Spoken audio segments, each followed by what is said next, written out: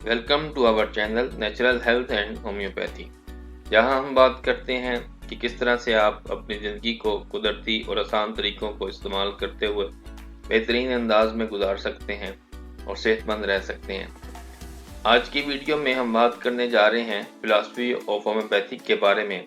जिसमें हम आपको बताएंगे कि होम्योपैथी के बुनियादी असूल क्या हैं जिनके ऊपर ये अद्वियात काम करती हैं।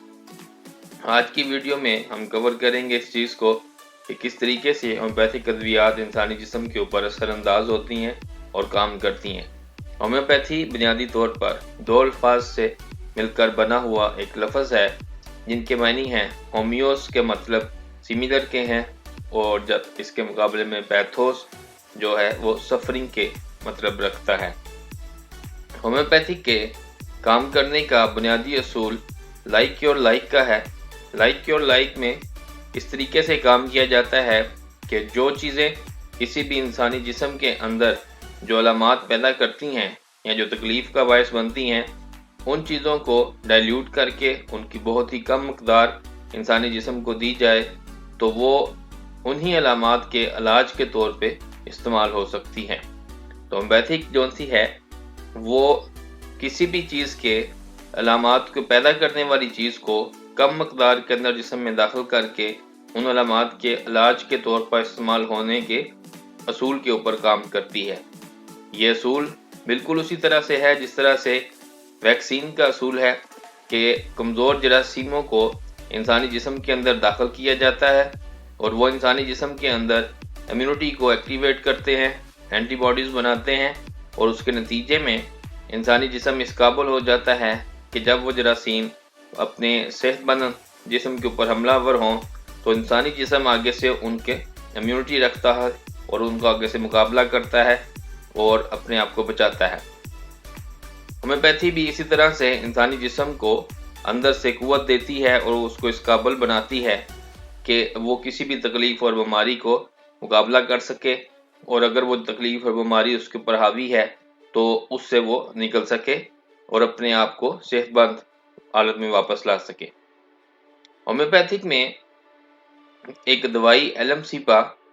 सुरख प्याजों से तैयार की जाती है। सुरख प्याज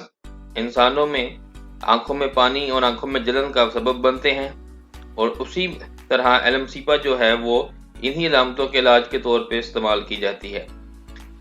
एलर्जी और ऐसा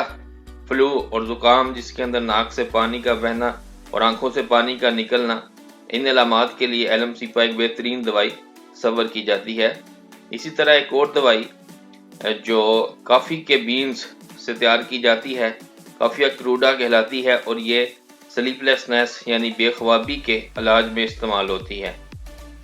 तो होम्योपैथिक अद्वियात जो हैं वो इस तरीके से तैयार की जाती हैं कि कोई भी सब्सटेंस या कोई भी केमिकल उसको एक्सट्रैक्ट किया जाता है उसके ओरिजिन से, और उसके बाद उसको पानी या अल्कोहल में डाइल्यूट किया जाता है, और उसको इस हद तक डाइल्यूट किया जाता है कि बाज़ औक़ात वो असल सब्सटेंस जो है वो अपनी मकदार उसकी ख़त्म हो जाती है उस डाइल्यूशन के अंदर, वो बिल्कुल ख़त्म हो जाता है, या वो बहुत ही 1000 गुना हद तक या शायद उससे भी ज़्यादा नीचे तक डाइल्यूट कर दिया जाता है,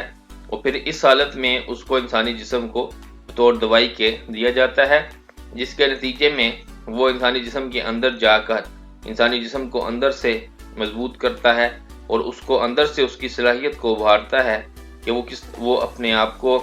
उन तकलीफ़ और उस बीमारी के ख़िलाफ़ खड़ा कर सके, और उन अलामात को जो उस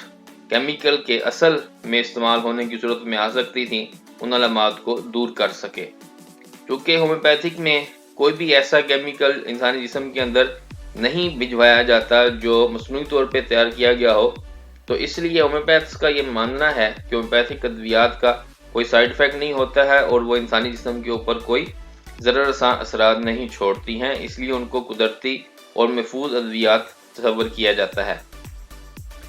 आने वाली वीडियोज़ में हम मज़ीद होम्योपैथिक अद्वियात और उनके असरात के बारे में बात करेंगे, तो देखते रहें हमारा चैनल और जानते रहें अपनी सेहत के बारे में।